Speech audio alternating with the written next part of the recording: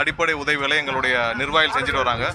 இன்று இவர்களை சந்தித்த பிறகு இது தமிழகத்தில் மிக ஒரு கொடுமையான சம்பவம்.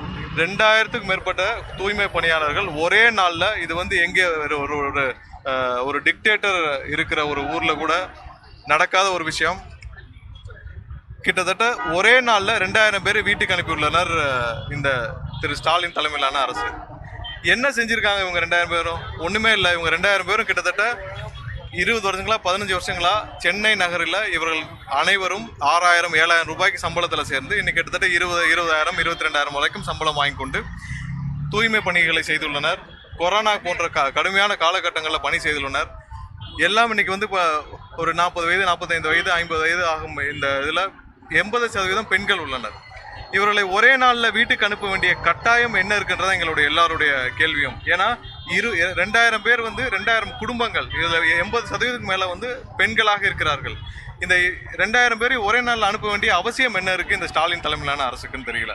ஏன்னா இவர்களுக்கு கொடுக்க வேண்டிய சம்பளம் ஒவ்வொரு தெருவுக்கும் தூய்மை பணியை இவர்கள் தான் இந்த 15-20 வருஷங்களாக இந்த சென்னை நகரத்தை சுத்தப்படுத்தி கொண்டிருக்கிறார்கள். இதில் 2 ஜோனில் இருக்கிறவங்களுக்கு தான் இப்போ இந்த கடைசியாக இந்த ஆர்டர் கொடுத்துருக்காங்க இந்த அரசுல இந்த 2 ஜோனில் என்ன பண்ணியிருக்காங்கன்னா, தனியாருக்கு இந்த கான்ட்ராக்டை கொடுத்துருக்காங்க. ஆயிரக்கணக்கான கோடியில் தனியாருக்கு, அதுவும் ஒரு ராம்கின்ற ஒரு நிறுவனம், அந்த நிறுவனம் ஒரு ஹைதராபாத்தை சேர்ந்த நிறுவனம்.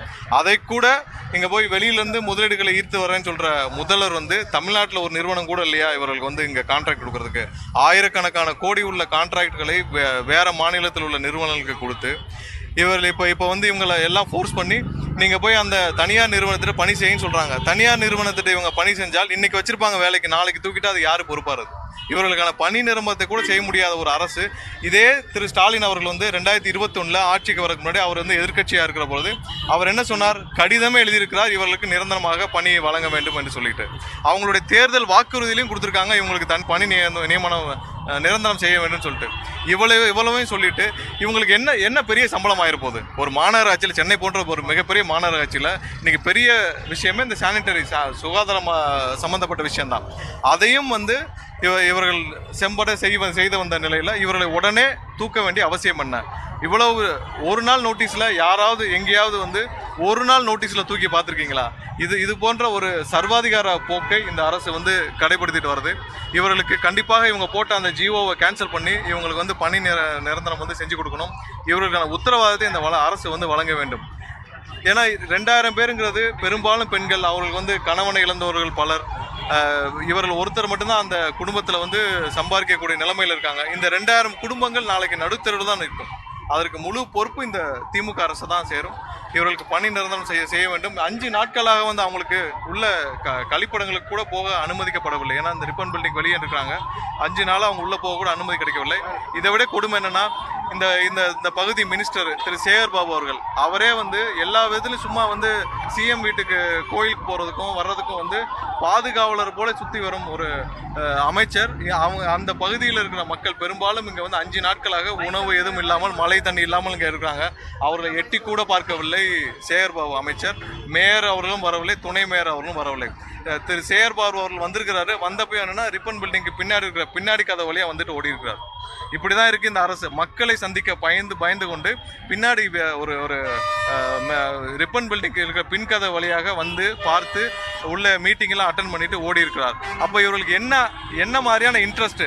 இப்போ இந்த தனியார் நிறுவனத்துக்கு கொடுக்கறதா இவங்களுடைய முதல் கடமையா? அதுதான் இவங்களுக்கு முதல் இன்ட்ரெஸ்டா?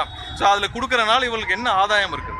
இப்போ 2000 பேரை வீட்டுக்கு அனுப்பிவிட்டு நீங்கள் கிட்டத்தட்ட ஒரு 2000 குடும்பங்களை நேரடியாக தெருவுக்கு நிப்பாட்டிட்டு நீங்கள் அதுக்கப்புறம் இந்த தனியார் கம்பெனிக்கு கொடுத்து நீங்கள் அது மூலமாக என்ன நிரூபிக்க விரும்புகிறீங்க? அதுக்கு உங்களுக்கு என்ன ஆதாயம் கிடைக்குது?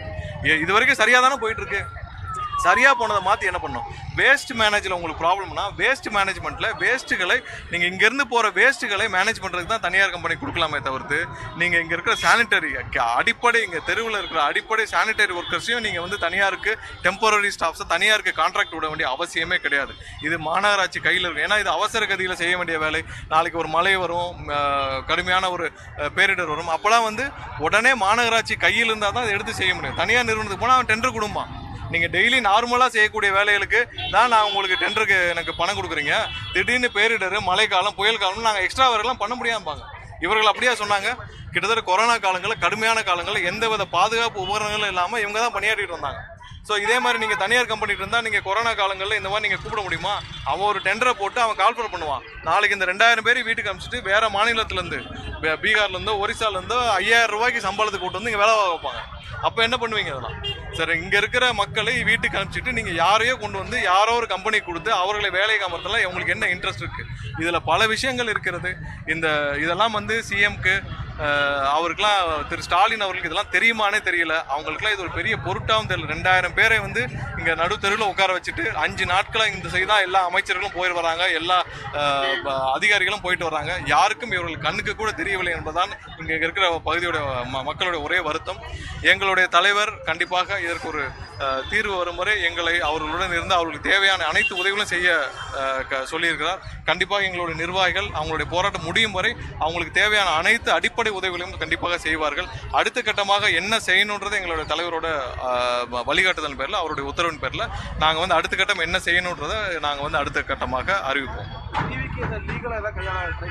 இல்லை, கண்டிப்பாக என்ன இப்போ 11 அவங்களோட ரெட் பெட்டிஷன் வருதுன்னு சொல்லியிருக்காங்க. அது என்ன ஸ்டேட்டஸ்ன்னு தெரிஞ்சுப்போம். ஏன்னா பாதிக்கப்பட்டவர்கள் டைரெக்டாக போட்டிருக்கனால கண்டிப்பாக இருக்கும். இந்த கவர்மெண்ட்டோட ஜிஓ என்ன இருக்குன்னு பார்ப்போம். ஒரு நாள் பொறுத்திருந்து பார்ப்போம். அதற்குள்ளே இவர்கள் செவிசாய்க்கவில்லை என்றால் கண்டிப்பாக எங்களுடைய பேசிட்டு அடுத்த கட்டமாக என்ன செய்யணும் இல்லை. ஆல்ரெடி இந்த இவருடைய போராட்டத்தில் கடந்த 20 நாட்களுக்கு முன்னாடி எங்களுடைய தமிழக வெற்றி கழகத்தின் நிர்வாகிகள் பார்ட்டிசிபேட் பண்ணி அவங்களோட சேர்ந்து போராடி கைதானார்கள். நேரு ஸ்டேடியத்துக்கு பக்கத்தில் ஒரு நாள் முழுவதும் கைது செய்யப்பட்டிருந்தார்கள். ஏற்கனவே நாங்கள் போராட்டத்தில் அவரோட பங்கேற்று எங்களோட நிர்வாகிகள் கைது செய்யப்பட்டிருக்காங்க. அடுத்த கட்டம் என்னன்றதை நாங்கள் கண்டிப்பாக தலைவரோட ஆலோசனை பேரில் நாங்கள் வந்து அடுத்த கட்டமாக அறிவிப்போம்.